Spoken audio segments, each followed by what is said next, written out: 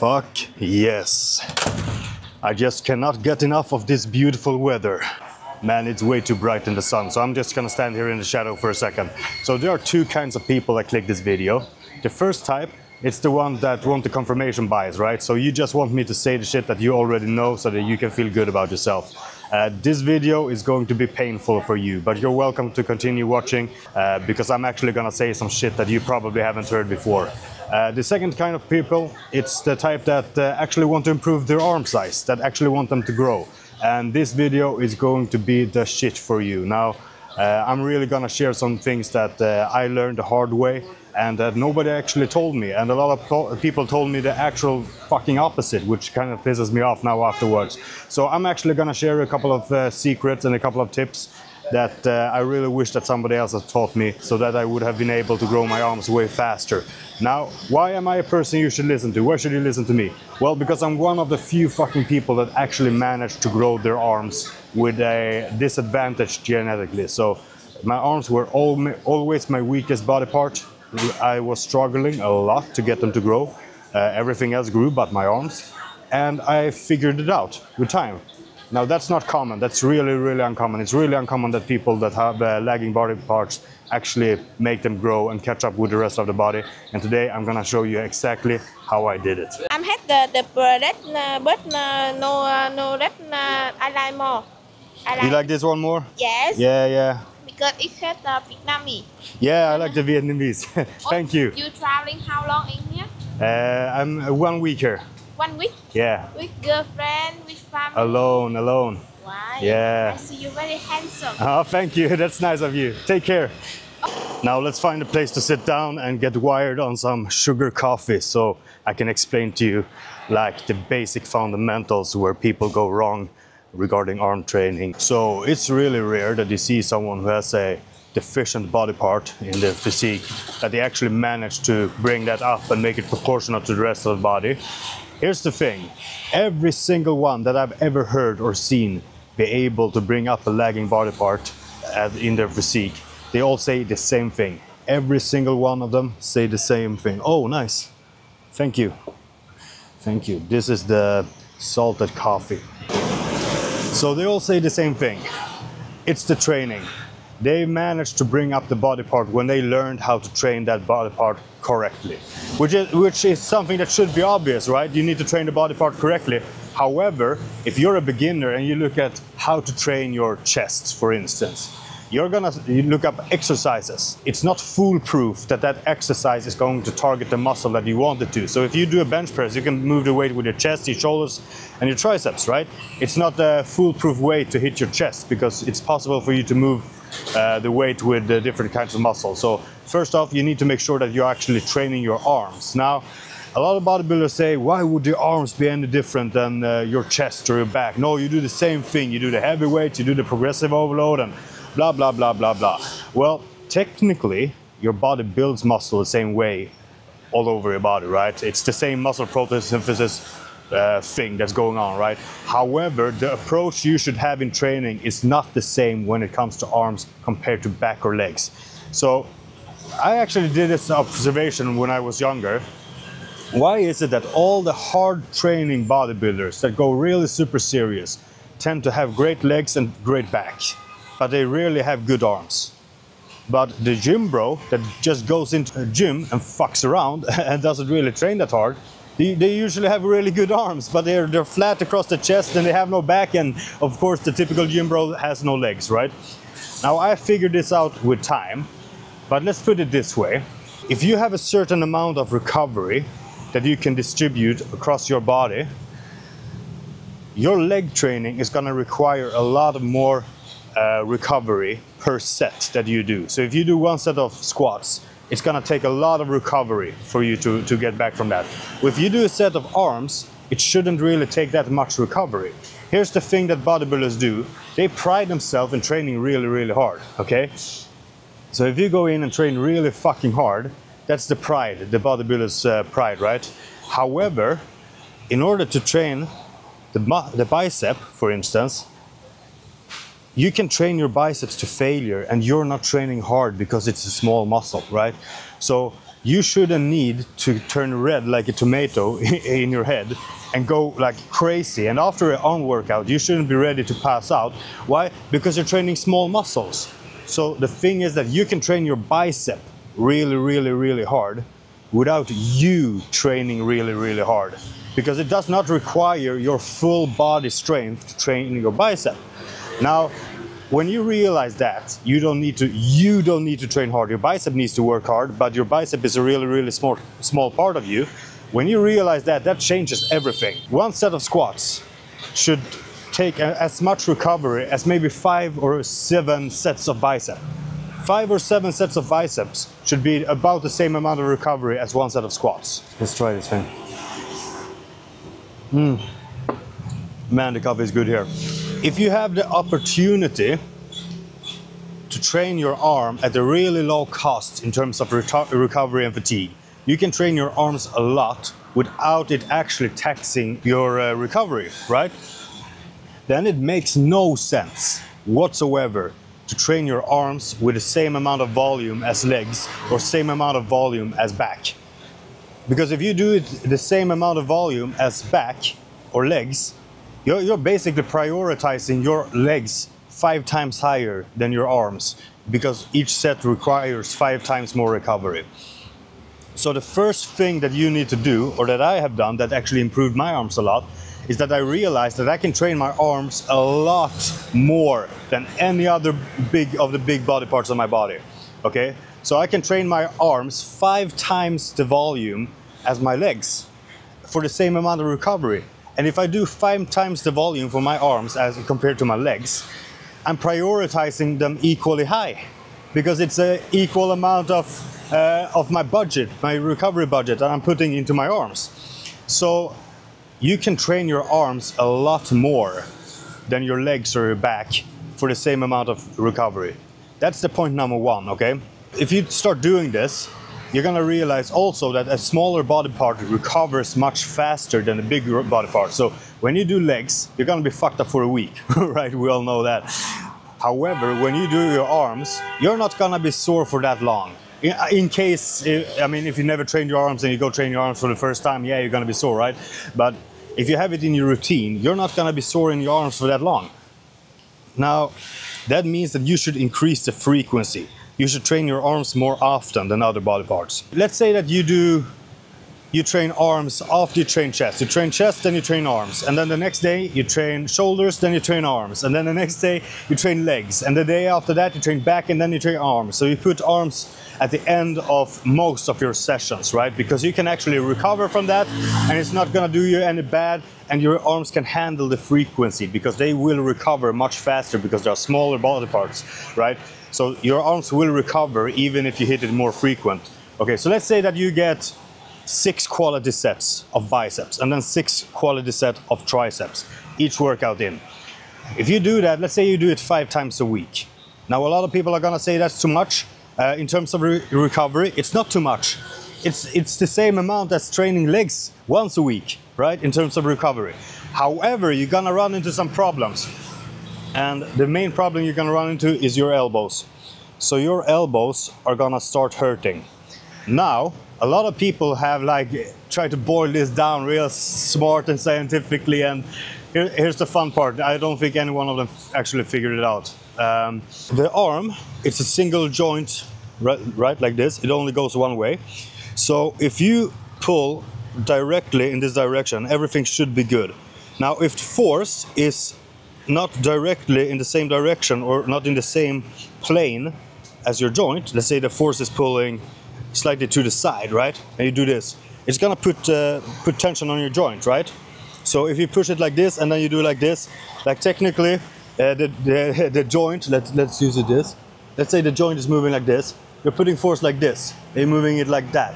Obviously, it's not good, right? So that's the first thing. You need to get your joints and the force in alignment with your body so that you don't do any weird movement. Now, that's actually the thing that sounds really logical, and it is really logical, and it's true.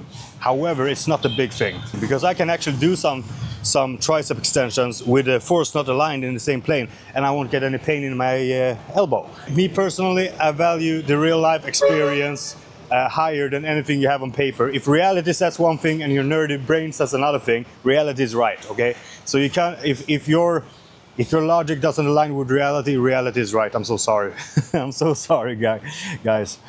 Now, people will argue, is it the heavy weights or is it the repetitions? Is it about how many reps you do or is it about how heavy it is? And people will argue that all day long. The truth is both. It's both. So let's say that you have a slightly wrong alignment and you're slightly doing like this. If you have heavier weights, of course it's gonna ruin your joint faster than if you have lightweight in the wrong alignment. And if you do more reps, of course it's gonna ruin your joint faster as well. Okay? So both are true, but it's still not the big thing. So you need to have the joint in proper alignment, and it's about the reps and the weight and all of that, but it's still not the big thing. The big thing, and people are gonna hate me for saying this because it's not as objective, okay? This is more subjective, which is something that people in the bodybuilding, at least the nerds, are having a really hard time with. You need to move the weights like a bodybuilder and not like a power builder and not like a power lifter. So you need to place the tension from the weight in your muscle and not in your elbow. Now, how the fuck do you do that? You're gonna think, right? How the fuck? Okay, that sounds really cool. Okay, Benjo, that sounds really cool, but how do I do it? And that's the good part, right? Now, this is about technique in the gym, and shit gets pretty advanced really fast. But let me put it this way: if you don't want to get technical and advanced, make sure you feel it as much in your muscle as possible. And try to not be overly tense in the rest of your body. So if you're tensing up real hard, you're gonna have the tension going through everything. But if you're more relaxed, and then you flex your bicep and you pull through the movement like this, okay? You just pull through the movement and you're not overly tense, you can make sure that the tension isn't going through your elbow to the same point. Now, me personally, heavy weights when it comes to arm training is stupid. Why? Because it's no longer your arms that are moving the weight. If you take a really heavy bicep curl and you curl that heavy shit, your front delt is gonna help you a lot. Your back is gonna help you a lot. You're probably gonna swing a little bit, right? So you're not increasing the tension on your muscle because you're increasing the weight many times. So you need to find your sweet spot because you can obviously not use baby weights. You need the mechanical tension in your muscle, right? So you cannot use the baby weights, but you shouldn't need to use heavy weights in terms of heavy weights. And there's no reason whatsoever to ever do below 7 or 8 reps when it comes to arms. Most people that are advanced usually never go below 12. It's like 12 to 15. Arms typically range between 12 and 20 reps. That's typically what bodybuilders do. Now, if you like to lift heavy weights, yeah, you can lift heavy weights, but it's your personal preference, right? So you need to make sure that you feel it a lot in your muscle and that you don't overly stiffen up your body. You shouldn't be stiff. Training stiff, it's not a bodybuilder's thing. That's a power builder or that's a power lifter. They should train stiff because they need everything to stiffen up real hard and train. As a bodybuilder, you want to be loose. You want to be loose. You want to be flexible. And in order to connect with your bicep, you need to be loose in your other body parts or in your other areas in order to feel it. Because if you tense up everywhere, you're gonna feel everything, and you're gonna have too much noise. You're gonna feel too much. There's too much noise. You cannot feel your bicep clearly if everything is tense. You need the other part. So, like, if there's a bunch of noise, you're not gonna hear the real signal. You're not gonna hear if the noise here were louder than it is now. You're gonna hear me less clearly, right? It's the same thing when you train. You need to have a clear mind-muscle connection. And in order to get that, you need to not have so much other shit going on. You cannot be too tensed up in your forearm and your shoulder and all of that. You cannot be too tensed up. It's gonna ruin everything. You're not gonna get the connection and you're probably gonna get more elbow pain, okay? Now I'm gonna go through the movements in the gym and I'm gonna show you some real practical advice on how to connect with a muscle and not place the tension in the joint. And that, I need to say this, that is a skill, which means that you cannot find just a simple trick and all of a sudden everything, you're lifting like a bodybuilder. No, lifting like a bodybuilder, that takes years, okay? That takes a lot of practice. So I can show you like tips and tricks to get it better. but actually you're gonna have to practice over time, okay?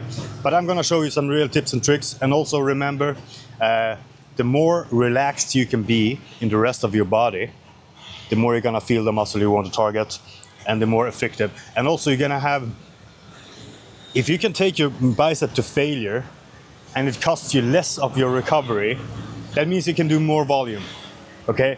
So you want each set to stimulate the muscle, but cost you as little as possible in terms of fatigue. That's the trick. Okay, I will drink this coffee now and see you at the gym. All right, so we're gonna start out with triceps today. And I'm gonna show you a technique here on this exercise. And this is not the regular technique you're used to, okay? So I'm gonna say some things that are gonna be different compared to what you've heard before. And at first I'm gonna show you the technique, and then I'm gonna explain why we do that kind of technique, because it's you need an explanation to understand. However, if you don't feel like you need to understand, you don't feel like you need to understand, right? You just need to get the movement right. So when you do the tricep extension, typically what people will tell you is that your upper arm should be completely still, and you just do this, right? That's the only thing the tricep does. It opens up the arm, right? However, if you do this technique five times a week, right, you're gonna ruin your elbows, right? You're just gonna ruin your elbows. That's just the way it goes. So I'm gonna show you the technique. I'm gonna show you first, I'm gonna show you, then I'm gonna walk you through what's actually happening. You see this technique? It's slightly different, right? So in slow motion, what I'm doing is that I'm doing this. So what's happening is that first we're holding the weight in our lats. So this is the lats holding the weight, right? And then we're gonna pull it down, and then we're gonna open the arm. So 2 movements, right? However, we want them to be mixed together in a smooth way. So we're gonna go like that, right? It's gonna be a smooth way. Now this is gonna feel completely different. So this, it feels completely different to this. So this, when you just hold it right here, you're gonna feel the tension starting in your elbow. And as you open up and you flex the tricep, you're gonna feel the tension climb up your tricep. It's gonna feel like it starts down here and then it climbs up your tricep as you go. If you do it like this, however, you're gonna start to feel the tension up here. You're gonna feel the tension up here instead. And as you go through the movement and you open, you squeeze your tricep, you're gonna feel the tension start there and then climb down. So it's gonna be the opposite way around. So if you're completely stiff, you're gonna feel it in your elbow and then climb up. If you do it like this, you're gonna feel it up here and then feel the tension climb down. So that's the reason, because the tricep, it attaches to 2 ends, right? It's attached here, and it attaches on the long head of the tricep, attaches on your shoulder blade actually. That's why this works so amazing, because when you do this, you're activating the long head of the tricep, just this part right here, which means that you're activating this side of the tricep, but not down here. So if you do that, and then you pull, you're gonna start the tension up here, and you're not gonna initiate the movement from your elbow. And that's the reason why you can do this exercise five times a week and not get pain in your elbow. So this is gonna take some practice, but I'm gonna show you a couple of reps with light weight. Now when you get good at this, when you get really good at this, this is an over-exaggeration, right? So I'm doing it overly too much to show you. When you get good at this, that's gonna be enough. Just this little. And also, since I'm a mind-muscle connection trainer, I train with mind-muscle connection, I always make sure I connect and I feel it up here first when I pull it down. Now this movement right here, like the concept of pulling through your lats and then allowing your tricep to activate and take over the tension, this can be applied in any tricep movements that you do. So even if you do it over your head, you can do it like that. See, the same movement applies to whichever tricep isolation exercise you do. So you just need to learn this once, and then you can do it in every different exercise. I'm gonna warm up. I'm gonna do 15 reps real light, 15 reps medium, 15 weights medium plus, and then I'm gonna go into the working set. All right, so I already told you this before, but I'm gonna remind you now that you can actually see it as I train. So when you train arms, you train a smaller muscle group, right?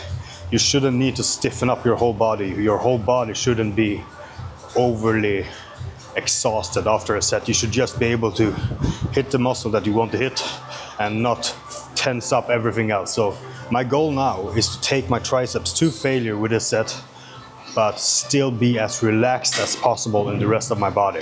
So if I can do this without grunting and without making faces, that's good, because as long as I take the muscle to failure, I do the job, I get the job done, right?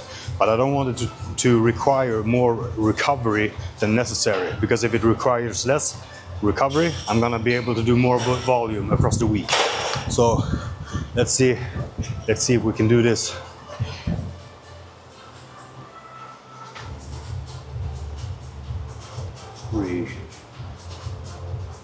Now the consequence of not making faces and being relaxed while doing it is that people are gonna think you're training like a pussy, right? That's just the downside. Okay, stay calm. Probably got 2 more reps, probably. Last one.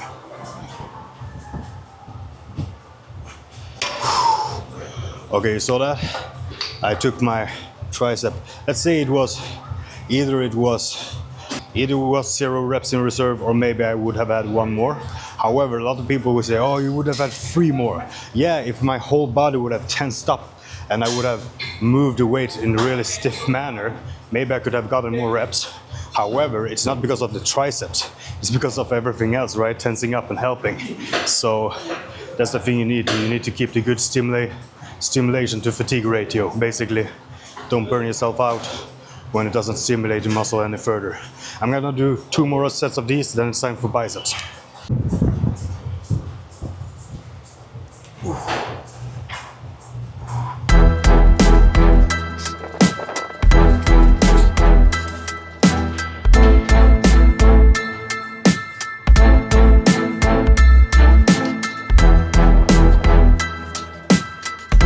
All right, it's time for some curls. So we're gonna do the regular dumbbell curls.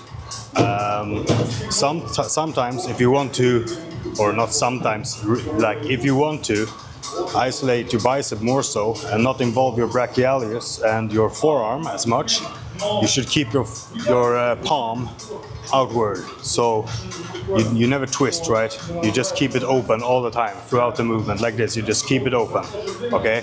Then you're gonna keep the tension on your bicep. If you turn, then you kick in your forearm and your brachialis, right? So you're gonna get more of the forearm. Me personally, and a lot of bigger guys, like I'm not saying I'm the bigger guy, but I like to do a lot of things like the bigger guys, obviously.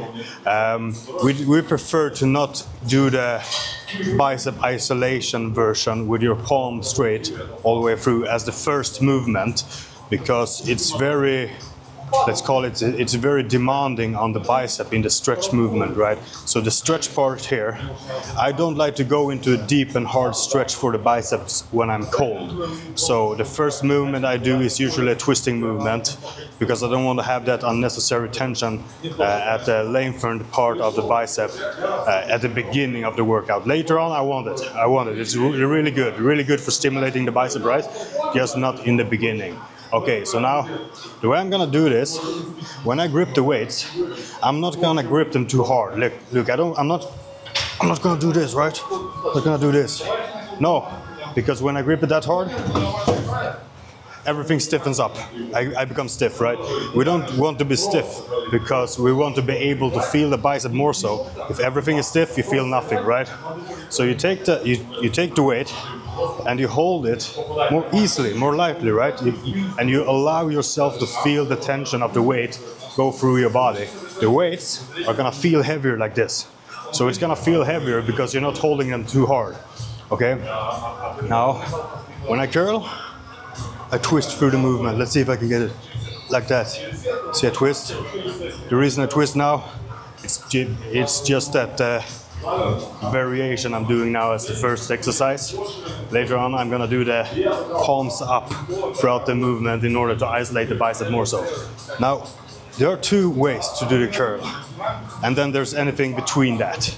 But either you do the curl like this, right? You see your classic curl, or you can do the drag curl, where you let your elbow go back like this.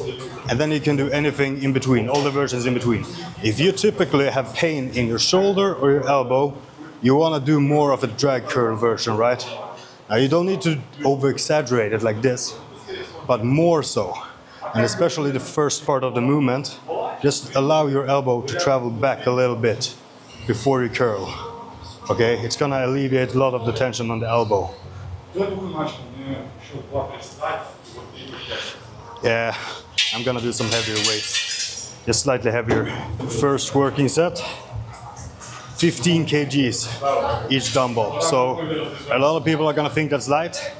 And I say, yeah, sure, it's light. If you're all stiff power building in your movement patterns, yeah, if you hold the weight super hard, it's gonna be feeling light. If you do it more relaxed, moving more so like a bodybuilder, you connect good, and you isolate your bicep, this is gonna be a good weight, at least for me to use. Who knows, you may be a lot stronger than me, right?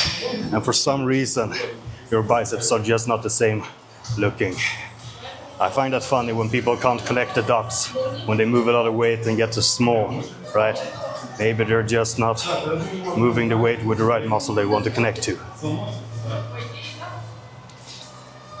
Nice.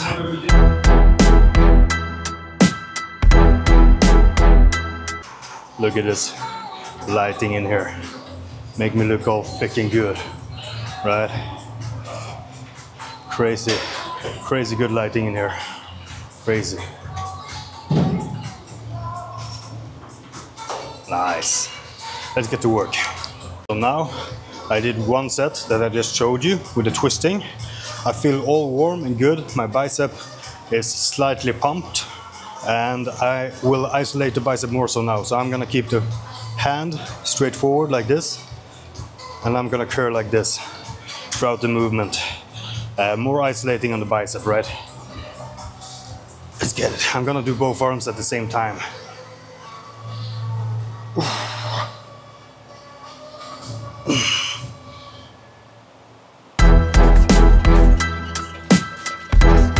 Man,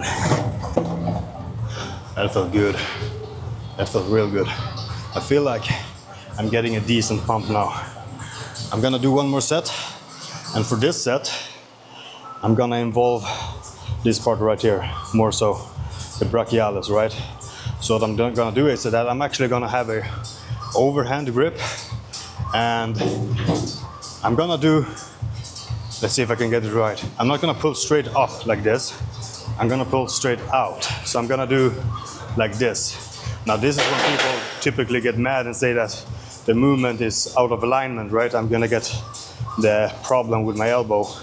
If you don't use too much weight and you feel real good and connected, and you can feel the tension throughout your forearm, your brachialis, and even a little bit on the outside of your bicep, right? So you're gonna pull like this.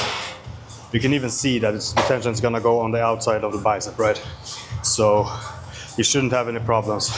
Even though the movement isn't in perfect alignment, you should not be having any problems from that. I will be using slightly lighter weights for this one. Only the 10 kgs. That's gonna be enough, right? And I'm gonna do both arms at the same time, just to save a little bit of time. And also when I do this, I grip the weights slightly harder. So I actually want to be a little bit more stiff throughout my arms because I'm gripping the weights harder, right? That's only to use more forearms. So that's not just for the biceps. For the biceps, you want to do the opposite.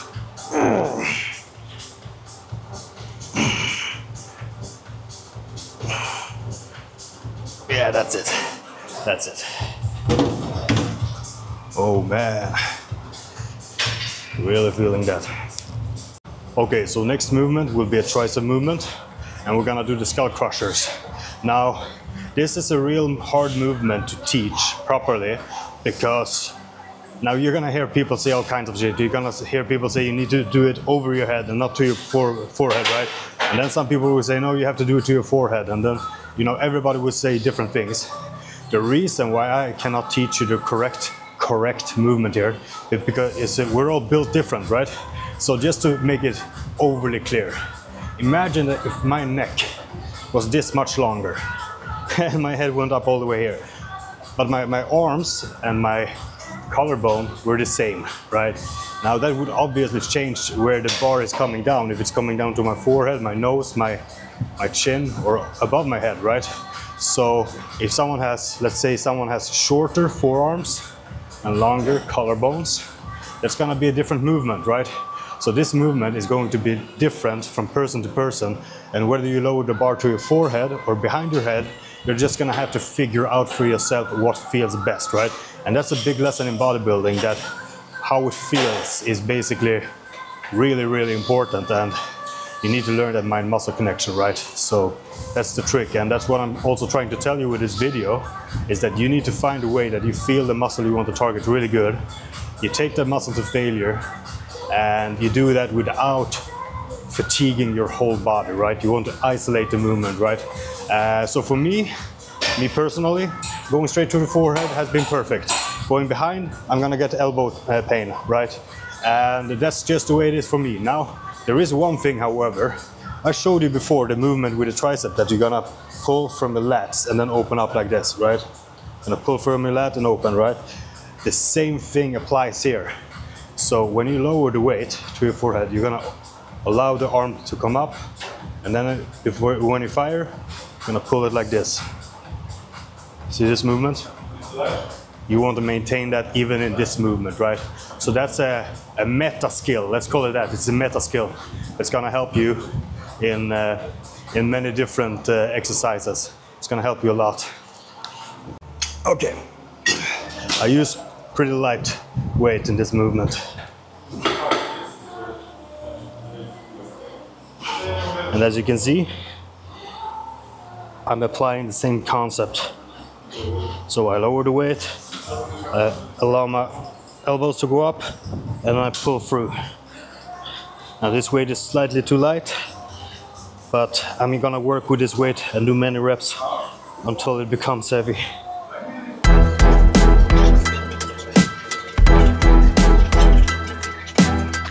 Alright, so it felt okay, but it didn't feel perfect.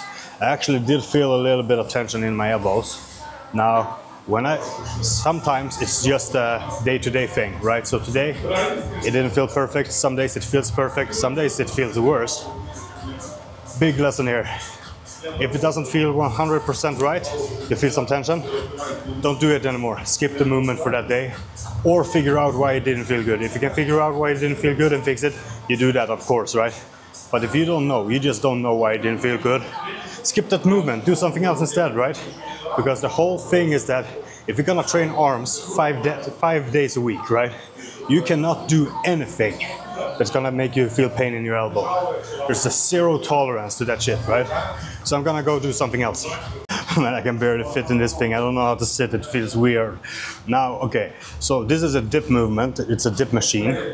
Now, there are so many small things that you can change around, whether your elbows are pointing out or your elbows are pointing back, whether you lower the weight behind you, whether you allow it to come up into your body. All of that is gonna matter. However, sure, there are some things that you should be doing if you want to hit your tricep. You should allow your elbows to go back and not out, right? So if you want to hit your tricep, allow your elbows to go more back compared to out, right? Out is slightly more for the chest, right? And there are small tricks like that. However, I still am of a strong belief that the mind-muscle connection is gonna determine, because if you have a big chest, you're chest dominant, there's no technique that you can do that's gonna place all the tension on the tricep and not let your chest take over. Your chest is gonna take over if you're chest dominant, regardless of what technique you do, unless you connect with your triceps, right? That's why mind-muscle connection is always gonna be king, right? Because if you don't connect with your muscle, your genetic strong parts are gonna take over and your genetically weak parts are not gonna get stimulated. So you need to connect with the muscle. So I'm gonna see how well I can connect with this thing right now and get the tricep pump. This feels real good. This feels real good actually. Now if you see my arm, it bends a lot, right? Like at the elbow and here, it bends a lot. That's the tricep. If I was to do it like this, the arm doesn't bend as much, right? Technically that would be, it's more of a chest movement, right? So you want your elbows to bend a lot in order to hit the triceps.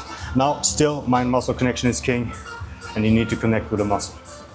So I'm only gonna do one set of these because this is more of a compound movement, right?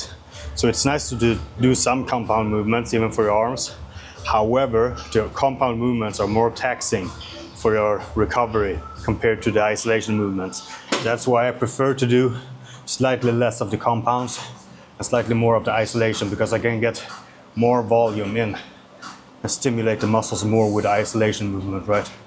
I'm gonna get one real good set in here. I'm guessing 20 reps.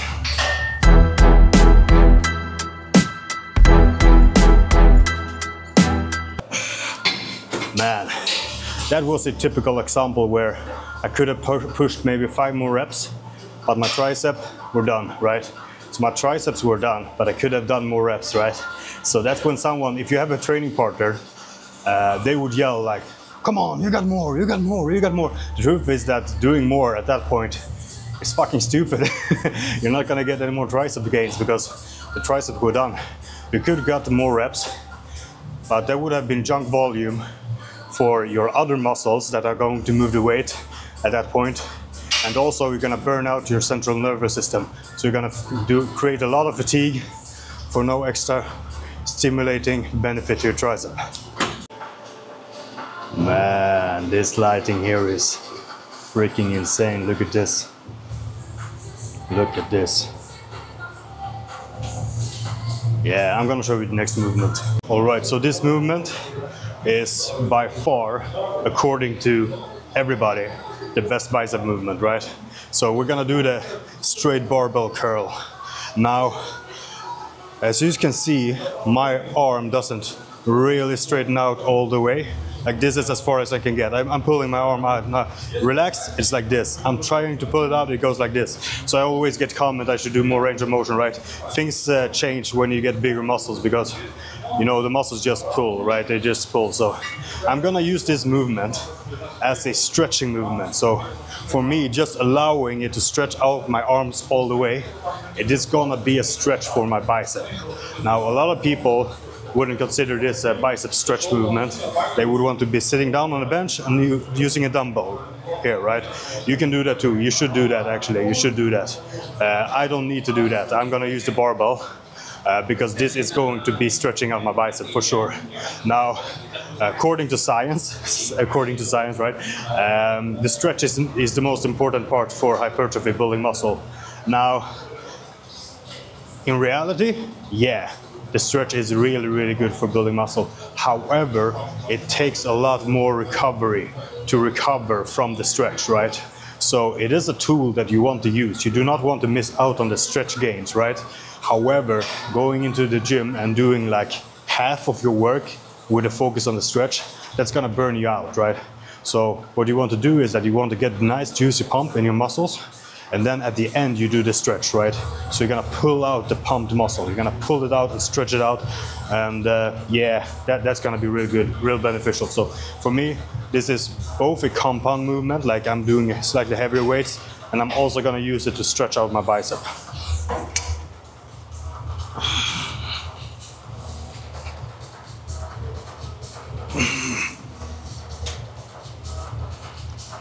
Also, like I told you, you can use slightly lighter weights if you just don't tense up as much. If you tense up real hard and you do it like this, yeah, the weight is gonna be too light, right?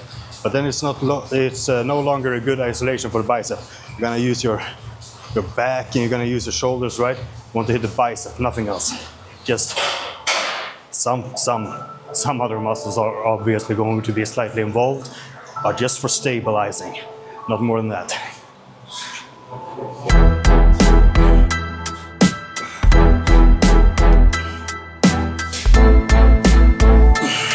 Let's get a stretch.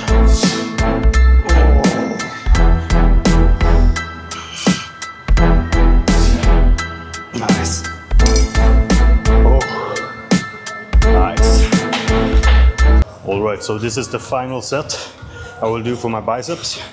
After that, I will have done 5 sets of triceps and 5 sets of bicep, all really trying to focus on that isolation and hitting the muscle, not having any tension from my elbows and shoulders. And that will be it for today's arm workout. So only 10 sets total, right? So it's not that much volume. However, nothing below 10 reps. Everything in between 10 and the 20 for arms, right? And yeah, so each workout when you do arms doesn't need to be that big. No need to do the insane volume each workout. However, hitting them more frequent will really benefit you. Let's get this last and final set in for this workout, and then let's do a quick physique check.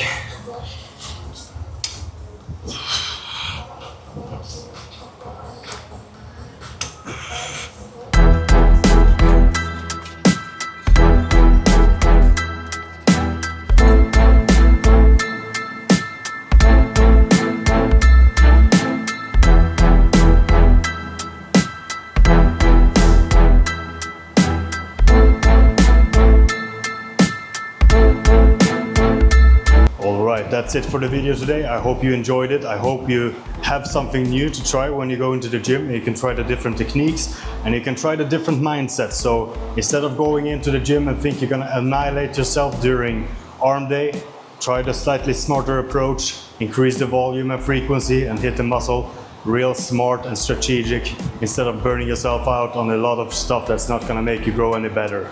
I hope you learned something and I hope you enjoyed the video.